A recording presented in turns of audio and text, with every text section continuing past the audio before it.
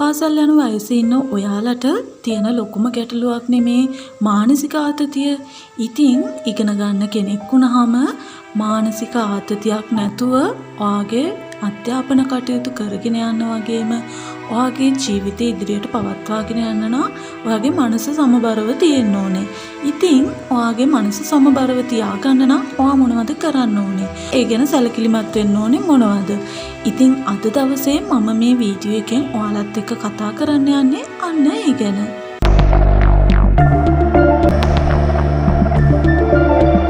පළවෙනි කාරණාව තමයි ඔයා පාඩම් කරන්න ගියාම ඇතිවන මානසික ආතතිය. ඉතින් මේක බොහෝ වෙලාවට මේකෙදී ඔයාට පාඩම් මතක හිටින්නේ නැහැ, නිදිමත එනවා, ඉගෙන ගන්න එක එපා වෙනවා. ඉතින් මේ වගේ දේවල් ඇති වෙනවා. ඉතින් ඔයා මේකෙදී හොඳින් මතක තියාගන්න ඕනේ පාඩම් කරන එක අනිවාර්යයෙන්ම හුඟක් ආසාවෙන් කරන්න ඕනේ. ඔයාට ප්‍රධාන ඉලක්කයක් තියෙනවා. ඔයා ඒ ඉලක්කයට යන්න නම් ඔයා පාඩම් කරන්න ඕනේ. අන්න ඒ ගැන හිතලා ඔයා මේ පාඩම් කරන දේවල් සතුටින් කරන්න ඕනේ. ඒ වගේම වැදගත් දෙයක් තමයි ඔයා පන්තියේදී පාසලේදී ඉගෙන ගන්න වෙලාවට හරියට ඒ දේවල් අවධානයෙන් ඉගෙන ගන්න ඕනේ. එතකොට ඔයාට මේ පාඩම් කරන එක හරිම පහසුයි. ඒ වගේම ඔයාට නිසි සැලසුමක් තියෙන්න ඕනේ.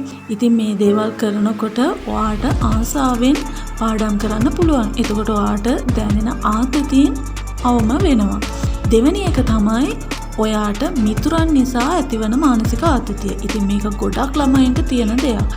ඉතින් ඔයා හොඳින් මතක තියාගන්න ඕනේ කාරණාවක් තමයි අපේ ජීවිතයට හමුවන හැම කෙනාම අපිත් එක්ක ඉන්නේ නැහැ. එයාලා කාලෙත් එක්ක අපෙන් වෙන් වෙලා යනවා. මිතුරනුත් ඒ වගේ තමයි.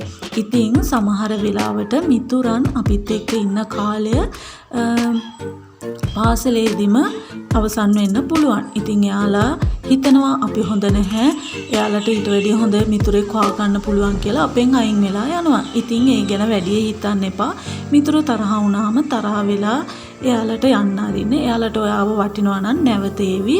නැත්නම් එයාලට යන්න ඇරලා ඔයාගේ අධ්‍යාපන කටයුතු හරියට කරගෙන යන්න. හැම කෙනා එක්කම සුහදව වැඩ කරන්න, දුක් වෙන්න එපා, වෛර කරන්න එපා. මේ දේවල් නැතුව ඔයාගේ මනස සාමකාමීව තියාගෙන ඔයාගේ වැඩ සාර්ථකව කරගෙන යන්න. ඊළඟ කාරණාව තමයි විභාගයක් ළඟ වෙද්දී ඇතිවන මානසික පීඩනය. ඉතින් මේක බොහෝ වෙලාවට විභාග ලඟ වෙනකොට විශාල කඩේම විභාග ලඟ වෙනකොට ඇති වෙනවා. සාමාන්‍යයෙන් O levels A levels ලියන ළමයින්ට මේක ගොඩක් ඇති වෙන කාරණාවක්. ඉතින් ඇත්තටම අපි හරියට පාඩම් කරා නම් පාසලේදී ක්ලාස් එකේදී උගන්වන වෙලාවට හරියට ඉගෙන ගත්තා නම් එදිනෙදා වැඩ කටයුතු හරියට කරගෙන ගියා නම් මේ ආතතීන් වලටපත් වෙන්නේ නැහැ. බියක් ඇති වෙන්නේ නැහැ. කොහොම වුණත් විභාග කියන්නේ බය වෙලා ලියන්න පුළුවන් දෙයක් නෙමෙයි. ඒ නිසා ඔයා හොඳ මානසික ශක්තියකින් විභාග වලට ලියන්න ඕනේ. එතකොට තමයි ඔයාට සාර්ථක ප්‍රතිඵල ලබා ගන්න පුළුවන් වෙන්නේ. ඒ නිසා කිසිම මොහොතක විභාගවලදී බයක් ඇති කරගන්න එපා. විභාග ලඟ වෙද්දී බය ඇති කරගන්න නැති විදියට වැඩ කරන්න, එදිනෙදා කටයුතු කරගෙන යන්න තරම් ඔයා බුද්ධිමත් වෙන්න ඕනේ. ඊළඟ එක තමයි ඔයාගේ ගෙදර තියෙන ප්‍රශ්න. ඒ වගේම මුදල් ප්‍රශ්න. මේ වගේ දේවල් නිසා ඔයා විශාල ආතතීන් වලටපත් වෙන්න පුළුවන්. ඉතින් අපි තේරුම් ගන්න ඕනේ අපේ දෙමව්පියන්ට අපි වෙනුවෙන් කරන්න පුළුවන් තරම කොච්චරද කියලා. ඉතින් අපි ඉගෙන ගන්න ඕනේ අපිට තියෙන අවම සම්පත් ප්‍රමාණයෙන් උපරිම ප්‍රයෝජනයක් ගන්න. සමහර විට ඔයාගේ යාළුවන්ට තියෙන තත්ත්වෙට ඔයාට නැති වෙන්න පුළුවන්. ඉතින් ඒ දේවල් ගැන වැඩි හිතන්න එපා, ආතතියටපත් වෙන්න එපා, මානසික පීඩාවන් වලට ලක් වෙන්න එපා, දෙමව්පියන්ට කරදර කරන්න එපා. ඉතින් දෙමව්පියනොත් ගොඩාක් දුක් විඳලා තමයි ඔයාට ඉගෙන ගන්න සල්ලි වියදම් කරන්නේ.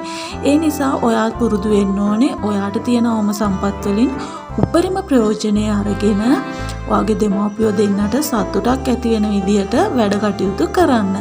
ඒ තරමින් ඔයාගේ ආත්ම විශ්වාසය ගොඩනගා ගන්න ඕනේ. මානසික ශක්තියක් ඇති කර ගන්න ඕනේ.